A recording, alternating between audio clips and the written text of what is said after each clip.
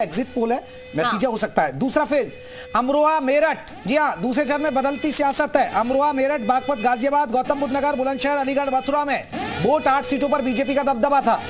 अमरोहा आपको बता दें हालांकि बीजेपी खाते में नहीं गई थी, हारी थी अमरोहा सीट। मेरठ बीजेपी जीती, बागपत बीजेपी जीती, गाजियाबाद बीजेपी जीती, गौतम बुद्ध नगर बुलंदशहर अलीगढ़ मथुरा सिर्फ एक सीट आपको बता दें सेकंड फेज की जो हुई है अमरोहा वो दानिश अली जीते थे, वो हार रहे थे और इरफान सोलंकी यहाँ से दानिश अली यहाँ से दानिश जो बीएसपी के थे और अब वो चूंकि कांग्रेस में शामिल हो चुके हैं तो इस बार कांग्रेस के उम्मीदवार थे।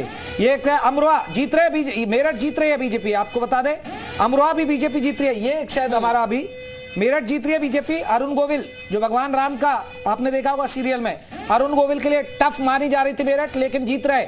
ये एग्जिट पोल मथुरा हेमा मालिनी जीत रही है।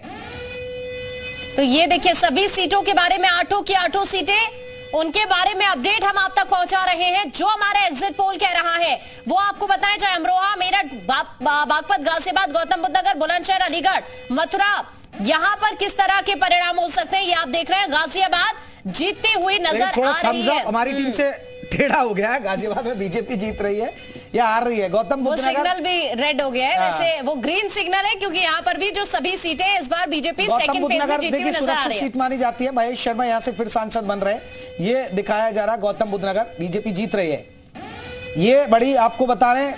बुलंदशहर बीजेपी जीत रही है, आपको बता दें बुलंदशहर बीजेपी के खाते में आ रही है। पिछली बार भी बुलंदशहर आई थी, इस बार भी बुलंदशहर में बुलंद हो रही है बीजेपी की, बीजेपी बुलंद नजर आ रही है। तो ये सभी 8 सीटों के परिणाम आप देख रहे हैं और हम आपको एक बार फिर से यही कह रहे हैं कि ये फाइनल नहीं है। तालीम की नगरी अलीगढ़ भी बीजेपी जीत रही है। ये देखिएगा यहां पर पिछली बार भी बीजेपी जीती थी। ये एग्जिट पोल बता रहे हैं, आपको बता रहे हैं, फाइनल आंकड़े नहीं है। अगर आप फिर बाद में कहे कि ये तो आपने दिखाया था, ये अभी हम ग्राउंड पर जो लोगों से जाना समझा, जिसके बारे में माहौल समझा कि ये लग रहा है, तो ये एग्जिट पोल बता रहा है। एक एक सीट बता रहे हैं, आपने किस उम्मीदवार को वोट डाला, वो जीता है नहीं जीता, आपका हारा है उम्मीदवार, ये जीता है। ये अलीगढ़ बहुत महत्वपूर्ण सीट है, तालीम की नगरी कहा जाता है। अलीगढ़ बीजेपी जीत रही है। तो हमारा जो एग्जिट पोल कह रहा है उसके मुताबिक अलीगढ़ में कमल खिल रहा है, मेरठ में कमल खिल रहा है, बागपत में आपको बता दें यहाँ आरएलडी है क्योंकि आरएलडी दूसरे चरण में बदलती सियासत। तो दूसरे चरण की बदलती सियासत में अपडेट ये है कि 8 सीटों पर बीजेपी का दबदबा दिख रहा है। 91 उम्मीदवार मैदान में रहे हैं दूसरे फेज में और जो फाइनल फैसला होगा, फाइनल तस्वीर होगी वो तो 4 को आपको पता ही चल जाएगी।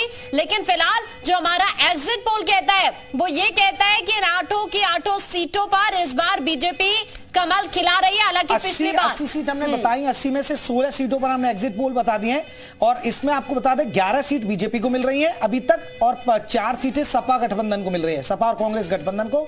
1 सीट अदर के खाते में जो नगीना का हम जिक्र कर रहे हैं। तो 80 में देख लिए 11 बीजेपी को मिलती नजर आ रही है। अभी 16 सीटों का हमने बताया आपको एग्जिट पोल। अब देखते हैं क्या होता है आगे, कितनी सीटें मिल रही हैं बीजेपी। जो 80 की 80 कह रही है वो तो नजर अभी नहीं आ रही है। 80 और 400 पार का नारा नहीं सफल हो रहा है, ये अभी हम यूपी में नजर नहीं आ रहा है।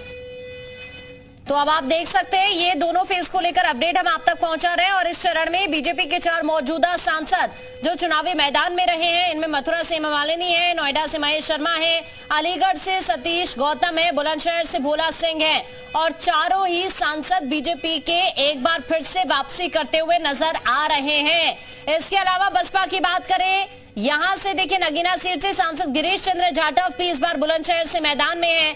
अमरोहा से बसपा सांसद दानिश अली इस बार कांग्रेस के टिकट पर चुनाव लड़ रहे हैं। तो दूसरी तरफ अगर आप देखेंगे सभी की निगाहें मेरठ सीट पर टिकी हुई हैं, वो इसीलिए क्योंकि अभी तक आपने सीरियल में जो भगवान श्री राम का किरदार निभाते हुए नजर आए अरुण गोविल, वो इस बार खुद यहां पर अपनी किस्मत आजमा रहे हैं सियासत में।